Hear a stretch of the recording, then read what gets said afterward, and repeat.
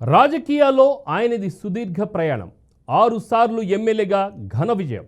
డోర్నకల్ నియోజకవర్గంలో తిరుగులేని నేతగా నిత్యం ప్రజా జీవితంలో ఉంటూ ప్రజల మనిషిగా గుర్తింపు పొందారు మాజీ మంత్రి డిఎస్ రెడ్యానాయక్. రాజకీయ ఉద్దండుడిగా పేరు పొందిన రెడ్యానాయక్ ఎమ్మెల్యేగా మంత్రిగా నియోజకవర్గాన్ని అభివృద్ధి బాటలో నడిపించారా?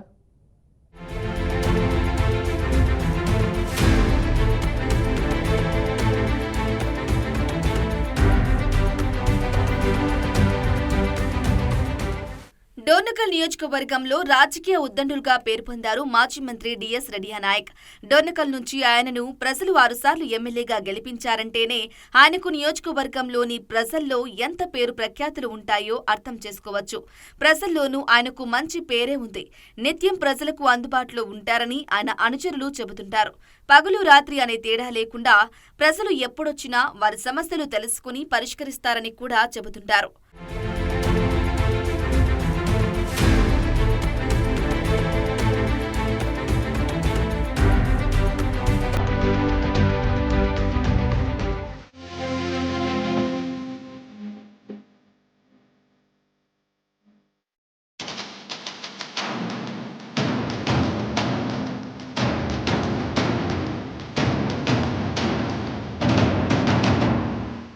ఆరుసార్లు ఎమ్మెల్యేగా గెలిచిన రెడ్యానాయక్ నియోజకవర్గంలో ఎన్నో అభివృద్ధి పనులు చేశారని ఆయన అనుచరులు చెబుతుంటారు. వాగులపై ఆనకట్టలు, చెక్ డ్యాంలు, ఉపకాల్వలు నిర్మించారని టాక్ ఉంది. జిల్లా కేంద్రమైన మహబూబాబాద్ కు వెళ్లేందుకు ప్రతి మండల కేంద్రం నుంచి డబుల్ రోడ్డు నిర్మించారని చెబుతున్నారు. నర్సింహులపేట మండలం మీదుగా చిన్నగూడూరు, మరిపెడ నుంచి ఆకేరువాగు, దంతలపల్లి మండలంలో పాలేరు, డోర్నకల్ మండలంలో మున్నేరు వాగు ప్రవహిస్తున్నాయి. వీటిపై నిర్మించిన చెక్ డ్యాంలతో సాగునీరు పుష్కలంగా అందుతుందని రైతులు చెబుతున్నారు. ఆకేరు వాగుపై కొమ్మల వంచ, ఉగ్గంపల్లిలో 2 ఆనకట్టలు, 10 చెక్ డ్యాంలు నిర్మించారు. పాలేరు వాగుపై పెద్ద ముప్పారం శివారులో ఆనకట్ట, 10 చెక్ డ్యాంల నిర్మాణాన్ని చేపట్టారు. మున్నేరు వాగుపై 4 చెక్ డ్యాంలను నిర్మించారు. మొత్తం 24 చెక్ డ్యాంలతో వాగులకు ఇరువైపులా సుమారు 10,000 ఎకరాలకు సాగునీరు అందుతుందని స్థానికులు చెబుతున్నారు.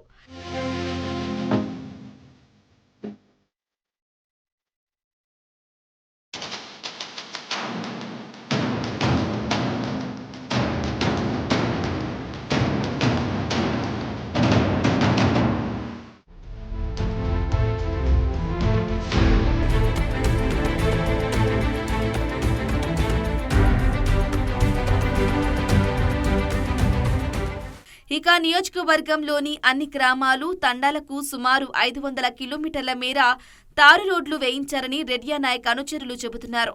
290 కోట్లతో 35 కిలోమీటర్ల మేర అంతర్గత సిసి రోడ్లు నిర్మించారనే టాక్ కూడా ఉంది.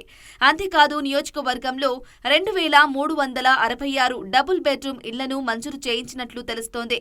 వాటిలో దంతలపల్లి, మరిపెడ, నర్సింహులపేట మండలాల్లో పూర్తయిన ఇళ్లను లబ్ధిదారులకు అందజేశారని అధికారిక లెక్కలు చెబుతున్నాయి. మరోవైపు మిషన్ భగీరథ పథకం ద్వారా ఇంటింటికి మంచినీరు అందించినట్లు రెడ్యానాయక్ అనుచరులు చెబుతున్నారు.